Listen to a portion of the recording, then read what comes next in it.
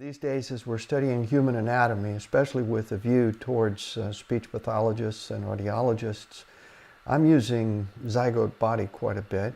The capabilities are quite amazing, actually. What I want to look at with you today is the hierarchy of sign systems, a kind of an overview of an entire course on anatomy and physiology. We discover when we look inside the body from the point of view of modern molecular biology, which is really the only game in town, we have to work our way down to the level of the biochemistry, but we take a sort of 30,000 foot view to start with, looking at the entire body from the top down. We discover there's a hierarchy of sign systems. There are linguistic signs, motoric signs, sensory signs, and organic signs. It's interesting to look back and discover that Gray's Anatomy has been taking a regional approach to the body in recent years. The first edition of Gray's Anatomy was published in 1858 by Henry Gray with drawings by Henry Van Dyke Carter, and it's now in its 41st edition this year, and they have resorted to a completely regional approach, and I think that's a good idea. So I'm going to follow that approach too.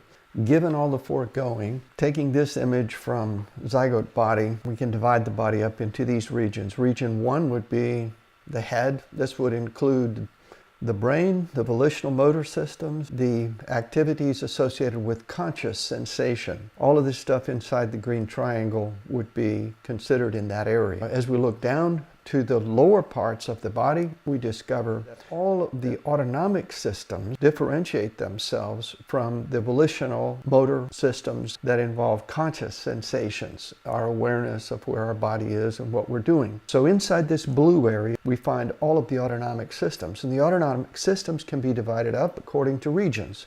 We've got region 2, which is the thorax, the upper abdomen, inside this darker blue box. Then we have the lower abdomen, and the pelvis region. So looking back, we see that the regions actually correspond somewhat to the differentiation between volitional signs, which include linguistic, motoric, and sensory signs. Then all of the other systems of the body, from roughly the neck down, that are outside of volitional control are under the control of what's called the autonomic system. With all of that in mind, we come to a model that enables us to cut into the human body without actually damaging anyone. Let's just strip away all of the nerves. And here we can see in a three-dimensional image the cerebrum, which is the part I'm going to outline here. That would be all of this stuff right here with its various parts. We've got the right hemisphere and the left hemisphere. And in the middle part, right in here, we see what's called the inner brain. That is a reference from the National Institute of Neurological Disorders and Stroke. NINDS refers to it that way. You'll notice that it's shaped very much like the cerebrum that we can see from the outside. And then we have, in this region right here, what is called the brain stem. The cerebrum and the inner brain sit atop what are called the peduncles. And the peduncles are these foot-like, well, they don't look much like feet, but that's what they're called. So you see the brain stem is connected to the spinal cord, and we have those three major parts: the cerebrum, the inner brain, and the brain stem. Next, we begin an excursion into the autonomic systems. Everything roughly below the level of the head and neck is in the larger domain of the autonomic systems. However, some of those systems come under volitional control, at least in part, or sit on the edge between volitional and autonomic control. We'll see that's true particularly in the throat, right in this region, and in the mouth, but also in the thorax. We can breathe in order to produce speech, and we can control our breathing by volition. And also in the pelvic region, urination, elimination, and especially sexual behavior comes under volitional control. With respect to sensations coming from this region, all of the sensations basically that achieve the level of consciousness are going to the higher cerebrum. By contrast, everything that is beneath the level of consciousness, and particularly all the movements that must take place in this autonomic region, are under the control of automatic systems.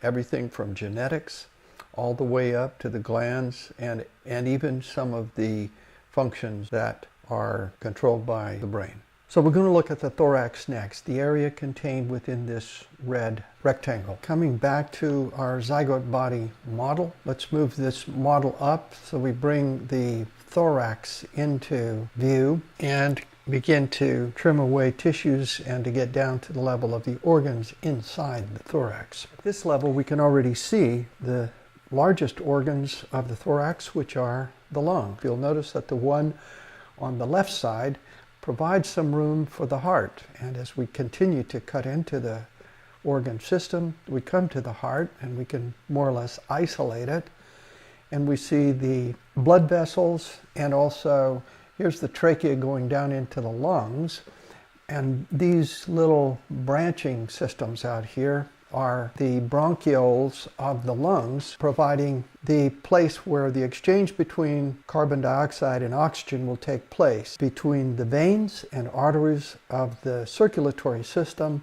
and the tiniest little cavities called the alveolar cavities of the lung. In the middle here, I've got a third organ, and this guy right here in the middle is the thymus, the third organ of the thoracic cavity.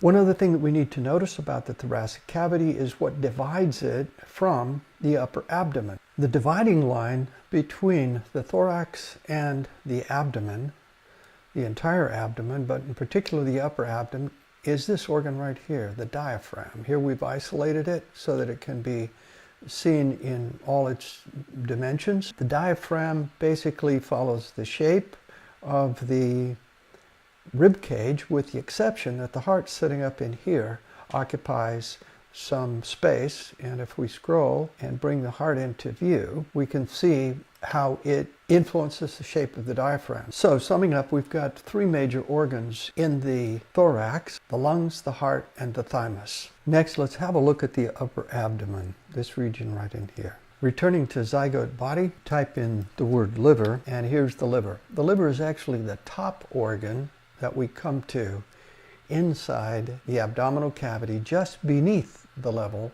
of the diaphragm, which would appear here where I'm running the cursor if you're watching that. Next, let's have a look at the spleen. About on the same level as the stomach. Let's turn this guy around so we can see the spleen. Spleen is an oddly shaped organ that contains a lot of blood. It's also involved critically in the immune system. Next, there's the stomach. The stomach, of course, is a little better known to us because we do a lot of eating, and we don't notice the functions of our liver very much. The stomach sits a little bit behind the liver and occupies a portion of this area underneath the diaphragm, which forces the liver to be in this odd shape that you see here. The stomach receives food through the esophagus, which you see coming in at the top side, and then dumps into the duodenum, which connects to the small intestine, which is part of the lower portion of the abdomen. We're going to call that region 4. The dividing line is roughly this piece of colon coming across the large intestine, coming across here, that separates the lower abdomen from the upper abdomen. Continuing with the upper abdomen, the next organ we come to, working again top down, is the gallbladder.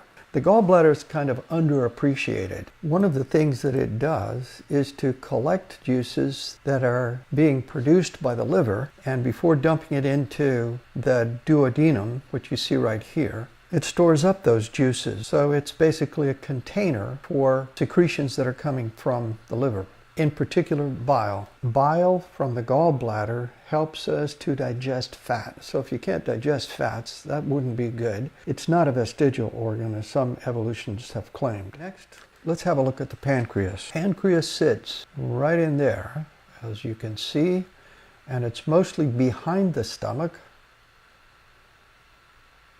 You can see a portion of the stomach has been cut away to allow us to see the pancreas. The zygote body does some interesting things here. And again, we're still working our way downward. So we've come from the gallbladder sits above the pancreas. The stomach basically is in front and somewhat above the pancreas. Behind the stomach and slightly above it is the spleen. Next we come to the kidneys, a pair of organs that are resting practically against the spine. They're not exactly at the same level, but both reach down beneath the level of the stomach. And right on top of the kidneys we find the adrenal glands. Reviewing, we've got the kidneys at the very lowest level in the upper abdomen, then the pancreas, stomach, the gallbladder, the adrenal glands, spleen, and liver. Next, let's have a look at the lower abdomen, this area right in here. This would be our region 4. Next, we want to move into the lower region of the abdomen in our zygote model, the small intestine. Small intestine looks like this. You can see that it comes off of the stomach. Here's the duodenum, and pull this model down just a bit. You can see the stomach sitting in there. The duodenum is the upper end of the small intestine. It winds around a whole bunch, something like 27 feet of tube, and the inside of the tube is referred to as the lumen of the small intestine. That would be like the opening, and that lumen is connected all the way back up through the stomach, the esophagus, up into the, well, what we're seeing here is the trachea, but the esophagus runs just behind there. Here's the esophagus coming up into the throat, where the mouth connects and we're able to swallow food and pass it down through the esophagus and eventually coming down parallel with the trachea, but passing beyond the trachea where they branch off into the lungs. And now we have the esophagus coming on down to the sphincter valve that enters into the top part of the stomach, and then there's another sphincter valve here at the exit point into the small intestine, which is in the, boy, look at how much of that there is inside the lower abdomen. The other major organ of the lower abdomen is the large intestine. And the large intestine, also known as the colon, looks like this. There's the whole shoot and match. So we've got the small intestine leading into the large intestine, and then the large intestine runs all the way around and especially right across the front of the belly.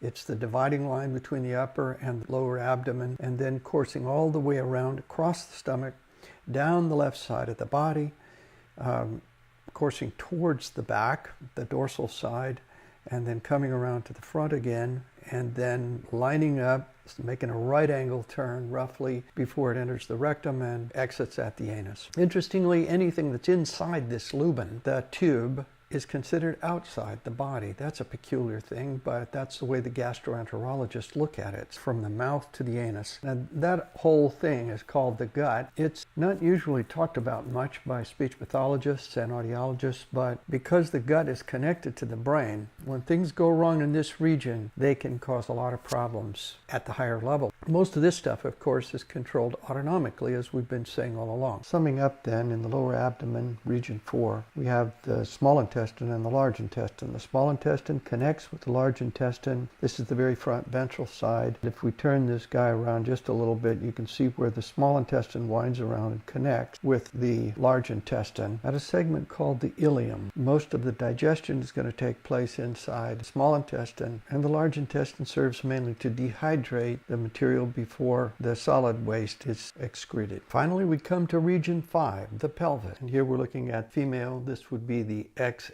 version. There are two major functions for this region: excretory and reproductive. Some of the features in the female and the male are identical or almost identical. The excretory features are pretty much the same in the male and the female. Here we're looking at the female. Here we have the descending ureter coming down from the kidney, and you see the urinary bladder and also the urethra. Those elements are very similar in the male and female. And then we have the excretory function of solid waste in the rectum, which is called the rectum because it makes that right angle turn right there. These elements look pretty much alike in the male and the female body. In the male, we see the kidneys up in here, and the descending ureter, and the bladder, and then of course the urethra in the male. Another feature that's quite similar between the male-female reproductive systems is the protection by the lymph. Here you see the lymph nodes in green, bring them back into the picture.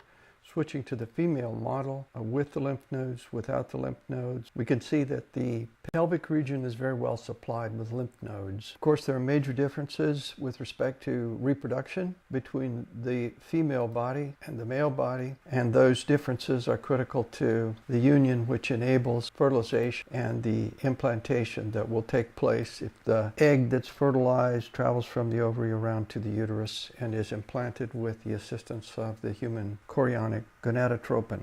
Another morphological feature that's different between the male body, which we're looking at here, and the female body there, is the distance between the femur bones for the female. Also, the shape of the femur is different for the female and the male. The male has a straighter femur bone, and the distance between is less. So the pelvic cavity is more open in this region for the female because of presumably childbirth. In anthropology, digging up bones, they can tell whether they're looking at a female skeleton or a male skeleton by examining the pelvic region. Finally, of course, there are the morphological differences between the female anatomy and the male anatomy.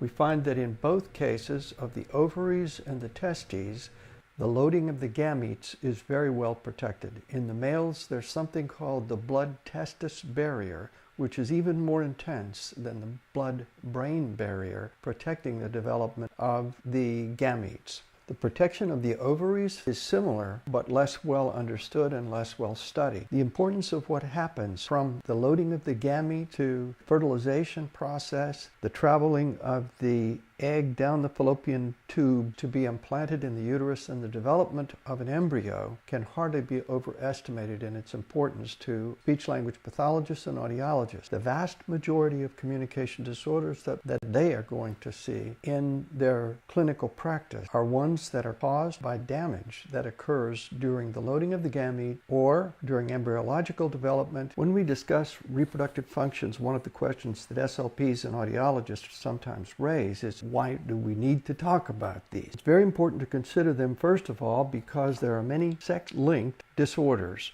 All disease conditions have a genetic component. Most of the ones that are seen by SLPs and some of the ones seen by audiologists are sex-linked. Certain diseases and disorders are more common in males than in females. For example, autism, Fragile X, dysfluencies are more common in males than in females. Of course, there are other disorders that are common to both genders. Achondroplasia, which is dwarfism, is a genetic disorder, Parkinsonism and Alzheimer's, etc. So there are three reasons for looking at reproductive functions rather closely in the training of SLPs and audiologists. One is that all disease conditions have a genetic component. Two is many disorders seen by SLPs and audiologists are sex-linked disorders. And three, from the biosignaling perspective, all communication disorders are inevitably associated with the loading of the gamete and with the kinds of things that have to happen downstream correctly in order to avoid disorders. Therefore, wrapping it up from the perspective of prevention, it's hard to overestimate the importance of Region 5.